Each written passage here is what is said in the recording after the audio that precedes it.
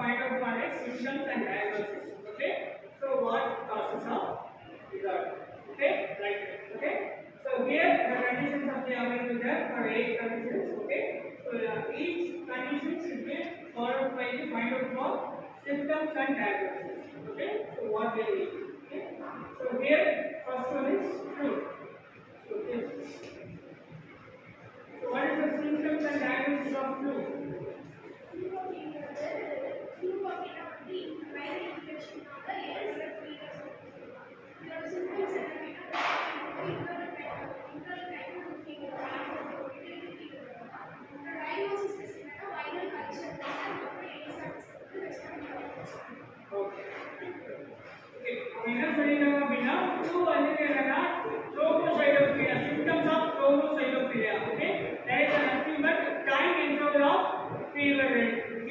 Okay, so here the diagnosis of flu, okay, antiviral agent test like that antigen antibody test. That test they are also found out by the CT brain also. Okay, so next one is cancer.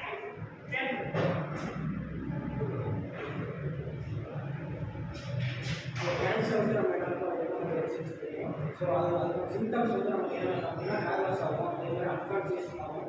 அதுக்கு என்ன நம்ம diagnose பண்ணுறோம்னா CT scan, MRI scan, இந்த மாதிரி scan எடுத்து நம்ம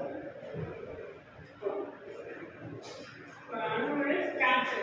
There are so many symptoms available for the cancer patients. So many other cancers available there. So here the cancer is symptoms, loss of hair and loss of weight loss and electrolyte imbalance or loss of vision consciousness. Then diagnosis of cancer is many other diagnoses like that antigen antibody test also available there. There is a CT scan also available there. Okay. The next one is thyroid.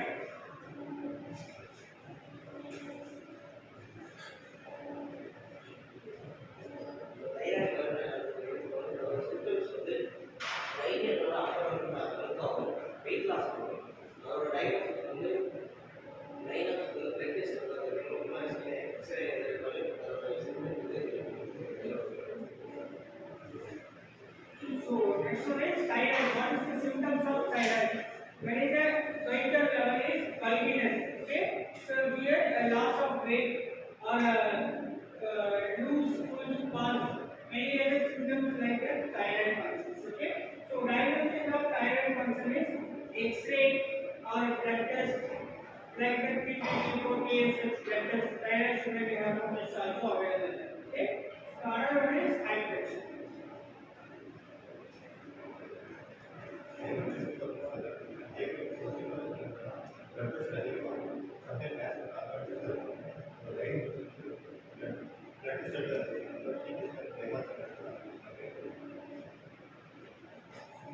So hypertension or symptoms வந்து பாத்தீங்கன்னா so low BP இருப்பாங்க. ஓகேவா? So low BP இருப்பாங்க.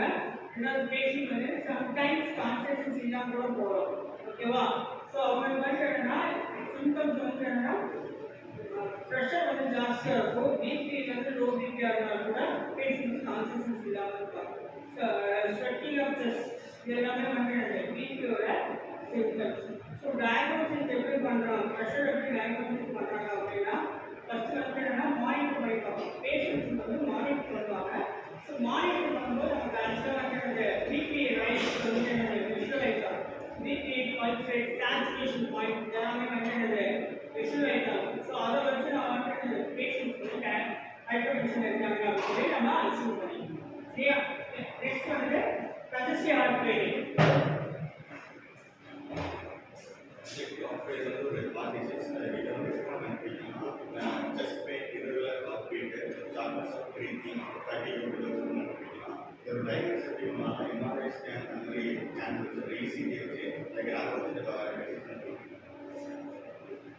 So congestive heart failure பொறுத்தவரைக்கும் வந்து என்னன்னா so irregular cardiac rhythm ஓகேவா. so ரெண்டாவது வந்து irregular heart beat, hypertension. so இதெல்லாம் வச்சு பேஷண்ட்ஸ் வந்து congestive heart failure அப்படின்னு சொல்லுவாங்க. vasoconstrictor level வந்து என்னது இன்க்ரீஸ் ஆகும். ஓகேவா. so அது வந்து டைலேட் பண்றதா ட்ரீட்மெண்ட் ப்ராசஸா இருக்கும். இதெல்லாம் வச்சு congestive heart failure அசியூம் பண்ணிக்கலாம். ஓகேவா? டயக்னோசிஸ் எப்படி பண்றது அப்படின்னா ஸ்கேன் மூலமா டயக்னோசிஸ் பண்ணிக்கலாம். ஓகேவா? இல்ல எக்கோ பண்ணிக்கலாம். எலக்ட்ரோகார்டியோகிராஃபியா இசிஜி எக்கோலாம் பண்ணி டயக்னோசிஸ் பண்ணிக்கலாம். Next one diabetes medicine.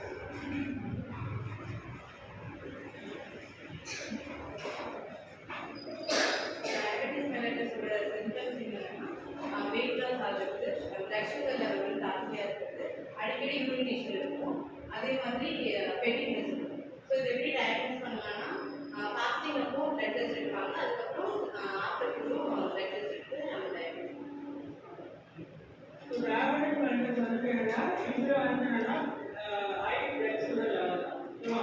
So அது வந்து என்னன்னா சிம்டம்ஸ் வந்து என்னன்னா வெயிட் லாஸ் ஆகிறதோ, அதுக்கப்புறம் வந்து என்னன்னா pre diabetes, post diabetes, gestational diabetes. So இந்த மாதிரி டயபெட்டிஸ் எல்லாமே வந்து என்னன்னா வேறு சிம்டம்ஸ் வரும். சரியா?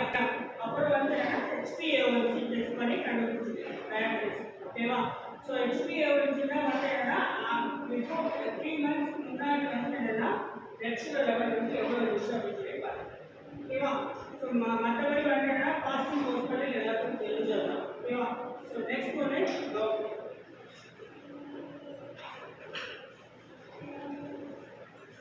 வந்து ஒரு ஃபார்ம் ஆஃப் ஹார்ட் டிசீஸ். அது வந்து எக்ஸஸ் யூரிக் ஆசிட் வந்து நம்மளோட ஜாயின்ஸில் பில்டப் ஆகிறதுனால நமக்கு வந்து கவுட் ஏற்படுது.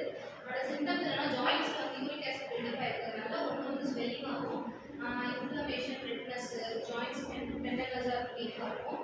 அதோட டயக்னோசிஸ் என்னன்னா சிடி ஸ்கேன் அடிக்கலாம், அல்ட்ராசவுண்ட் அடிக்கலாம். அது மூலமாக வந்து கவுட் வந்து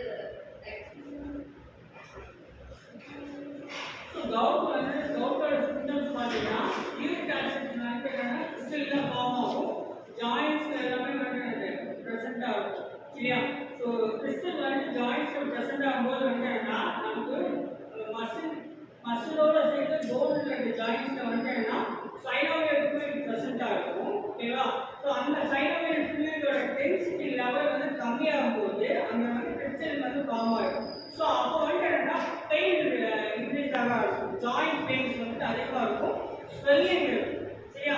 ஸோ அதுக்கப்புறம் வந்து என்னன்னா மூவ்மெண்ட் வாக்கிங் பண்ணுறதுனா நமக்குலாம் ரொம்ப கஷ்டமாக இருக்கும். ஸோ அதை வச்சு வந்து என்னன்னா சிம்டம்ஸ் வச்சு கண்டுபிடிச்சிடலாம் கவுட் இருக்குது அப்படின்னு.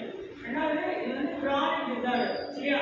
கிரானிக் டிசார்டர்னு சொல்லும்போது 2 to 3 months வந்து என்னன்னா கவுட் இருக்குது அப்படின்னு சொல்லி நம்ம ஈஸியாக சிம்டம்ஸ் வச்சு ஐடென்டிஃபை பண்ண முடியும். ஓகேவா? ஸோ டயக்னோசிஸ் எப்படி பண்ணுறது அப்படின்னா ஸோ கவுட்டுக்கு வந்து என்னன்னா சாம்பிள் எடுப்பாங்க, பிளட் சாம்பிள் எடுப்பாங்க. ஸோ பிளட் சாம்பிளில் யூரிக் ஆசிட் லெவல் எவ்வளோ இருக்குது அப்படின்னு சொல்லி பார்த்து ஐடென்டிஃபை பண்ணுவாங்க. அதே மாதிரி ஸ்கேனும் பண்ணுவாங்க. சரியா?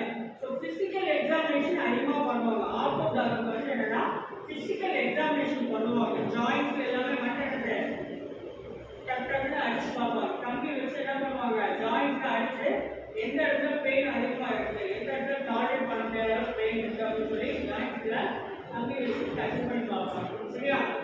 நெக்ஸ்ட் ஒன்று ஆன்ஜினா.